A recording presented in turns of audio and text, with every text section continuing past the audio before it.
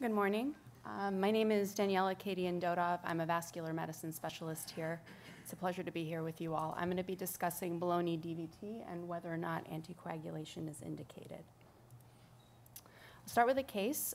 This is a 41-year-old gentleman who presented with left calf pain, had a medical history notable for inflammatory bowel disease that was not active, had a recent flight from Greece to New York City, no history of venothromboembolism or significant family history, a physical exam with left leg swelling and tenderness to palpation, and labs notable for a positive D-dimer, which was drawn in an urgent care center where he was evaluated. He had a proximal leg venous duplex ultrasound that was negative for DVT and sent home, told to follow up, so came into our clinic. We obtained a complete leg venous duplex ultrasound and identified this, which is, you can see here, a dilated gastrocnemius vein with echogenic thrombus within it that's non-compressible. This measured about 3.4 centimeters from the popliteal vein, so isolated distal deep vein thrombosis. Distal DVT accounts for about 20 to 50% of all lower extremity DVTs, and it's estimated that 15 to 25% will progress to involve the proximal veins, starting with the popliteal vein, and or cause pulmonary embolism. Distal DVT includes the gastrocnemius and soleal muscular veins, as well as the crural tibial and perineal veins, which come together to form the popliteal vein, as you know. Now, prevalence reports in the literature vary for a couple of reasons. One, there's a difference between the use of either proximal-only venous duplex ultrasound as compared to complete leg ultrasound, and secondly, because of the population that's being evaluated. So it's estimated that about 7 to 11% of patients with suspected PE have an identifiable calf vein thrombosis on duplex ultrasound as compared to almost 60% in those with a diagnosed DVT.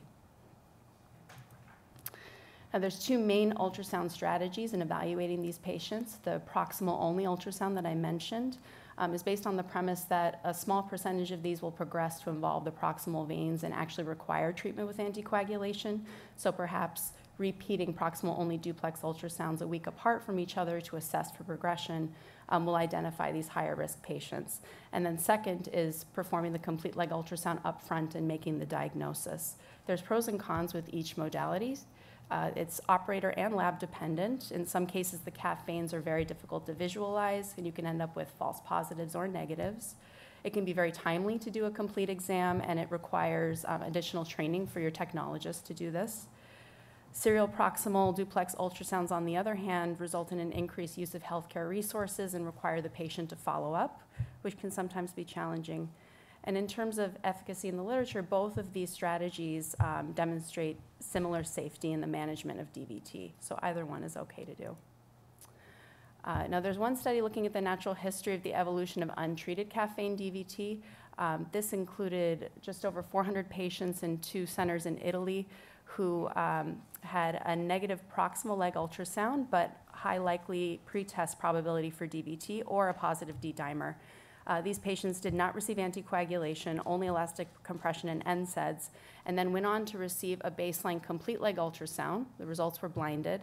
And then at 1 week, a follow-up proximal-only ultrasound. And then they were followed out for 3 months to look for extension of the clot into the proximal veins or PE.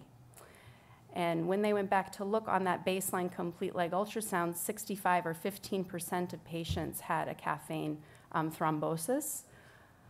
In terms of the primary outcome of progression to the proximal veins, or PE at 3 months, only 5 of those patients achieved that primary outcome, so roughly 8%.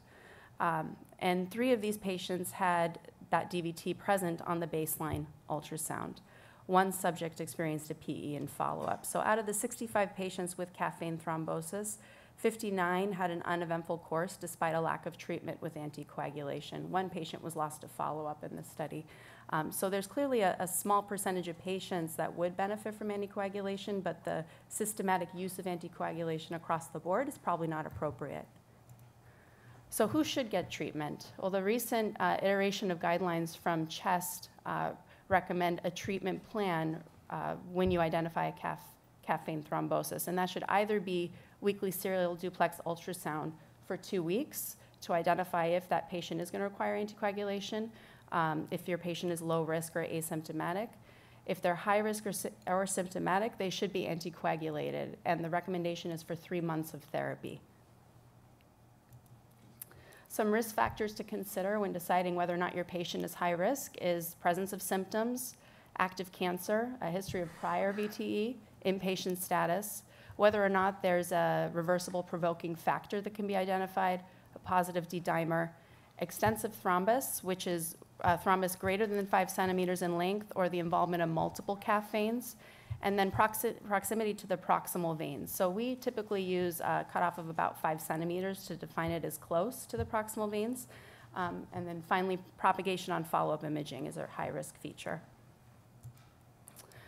Following this iteration of guidelines, the Cactus Trial came out in Lancet Hematology, which is a randomized control trial of roughly 250 patients with acute symptomatic calf vein DVT with no active cancer or prior VTE. And these patients were randomized to 6 weeks of therapy with low molecular weight heparin naltrexone as compared to placebo. And the primary outcomes were a composite of DVT extension into the proximal veins, a contralateral proximal DVT, or symptomatic PE at 42 days follow-up. The secondary outcome were individual components of this composite at 42 and 90 days of follow-up. And what they found is there was no difference between the two groups for the composite or the individual components at both 42 and 90 days of follow-up. But there's a few caveats to this before you don't prescribe any anticoagulation for anybody. First, 5 placebo subjects had a new asymptomatic calf vein DVT on follow-up imaging. 2 of these were started on anticoagulation. So if you combine those 5 with the 8 that achieved the composite outcome at 90 days, you're left with a VTE rate at 3 months of roughly 10%, which is in line with what the literature shows us. In addition, this study was stopped early due to poor recruitment, probably because of selection bias and the fact that providers were not sending patients to the study that they were uncomfortable randomizing potentially to a placebo arm. And what they ended up with was really a very low-risk population that was studied in this trial. And in fact, when you go back to look at the patients that were eligible, a number were excluded because they were already placed on anticoagulation therapy. So I don't think this really fully answers the question for us. I think it's a case-by-case assessment. There are certainly some patients that are going to benefit from anticoagulation therapy. So for the case that I started with, the 41-year-old gentleman with inactive IBD and an unprovoked symptomatic gastrocnemius vein thrombosis with positive D-dimer, given his symptoms and the proximity to the popliteal vein, as well as the positive D-dimer, we elected to treat him with anticoagulation for 3 months, which he tolerated well and came off of therapy successfully and has done well in follow-up afterwards. In terms of your options for therapy, any of the direct oral agents, as well as warfarin, are acceptable, and this table just summarizes some differences between the various agents. Some of them, according to the trials that were conducted, will require a heparin run-in as compared to an oral run-in to therapy for treatment of DVT, and all are contraindicated aside from warfarin for patients with a GFR that are less than 30. And there are obvious cost differences between the novel agents and warfarin. And with that, I'll thank you and take any questions if there are any.